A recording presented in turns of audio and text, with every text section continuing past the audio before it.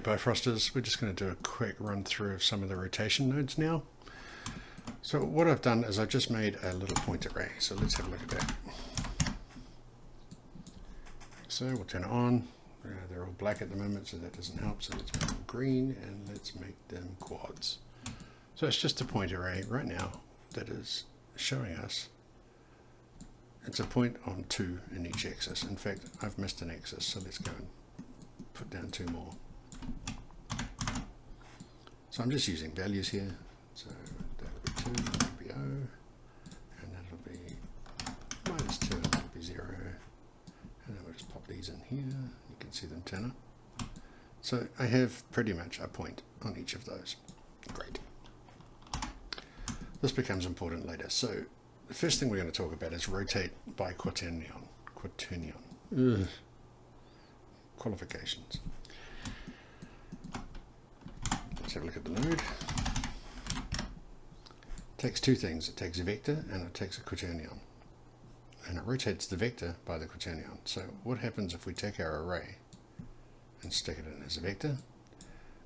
And then we have to make a quaternion. What the hell is a quaternion? Well, the short answer is I don't know. The long answer is it's a 4-dimensional thing that helps with rotation. Yeah, I cannot explain to you what a quaternion is. I kind of know how they work, but I'm really, really rusty at it. Not even rusty, I'm really, really ignorant of it, and I need to go and research it, which I didn't do before starting this video because reasons. But I'm going to show you how it works, because it does work. So what we're going to need first is we're going to need a value. There's one. Look, quick, catch it. I'm going to take that value and I'm going to turn it into a 3D vector. So X, Y, and Z. Normal as, right? This is going to hold our rotations.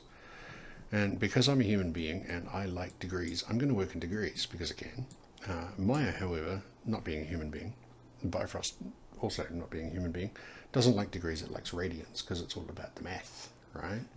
So first thing I've got to do is I've got to convert degrees to radians. This is the beautiful thing, is that it does this for me. I also know that you have to multiply it by 2 over pi or something.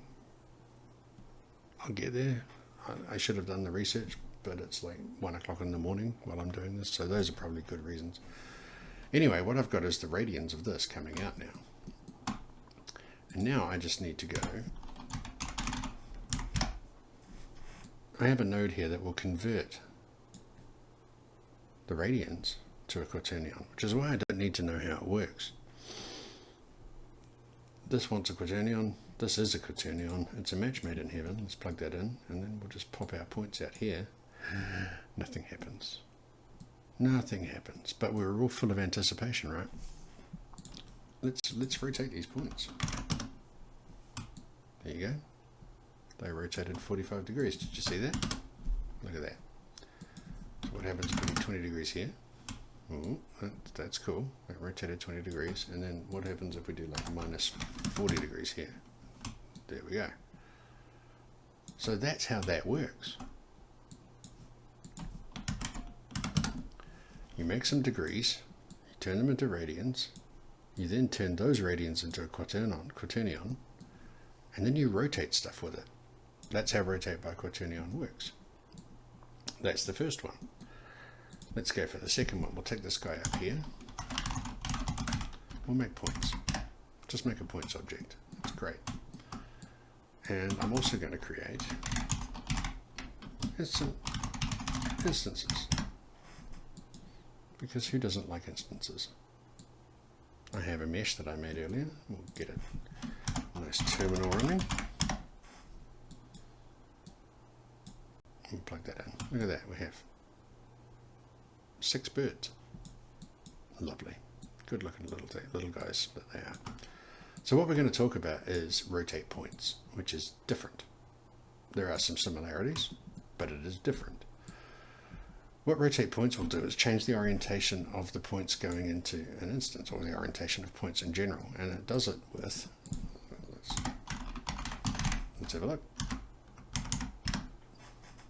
Not a quaternion in sight.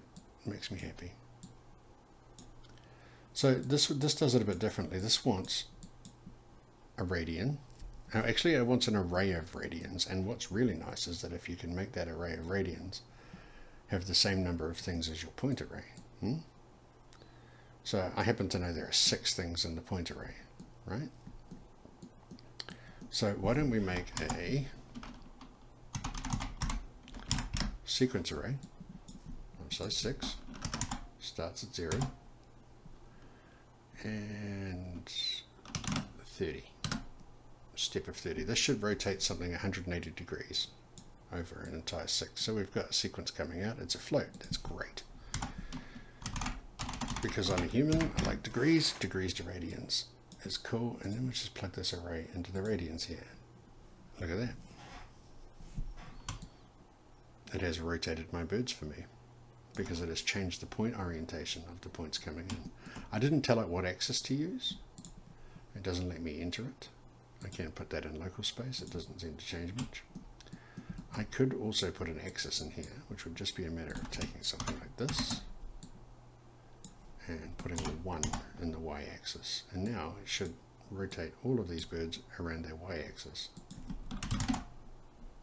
And change it. So that's rotating them around their z-axis.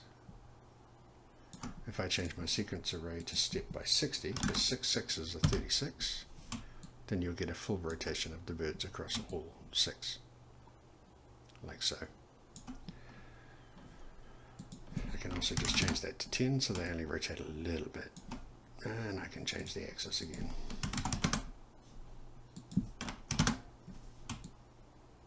Like that. So that's how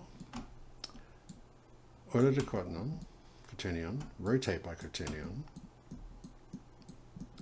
and rotate points work. I will be doing more rotation stuff later as I've had a request for it, and as I actually shouldn't make videos at 1 o'clock in the morning to, well, 1:45 in the morning to try and explain things. But really quickly, this is not why they work, this is how they work. Alright, I hope this has helped. Thank you very much.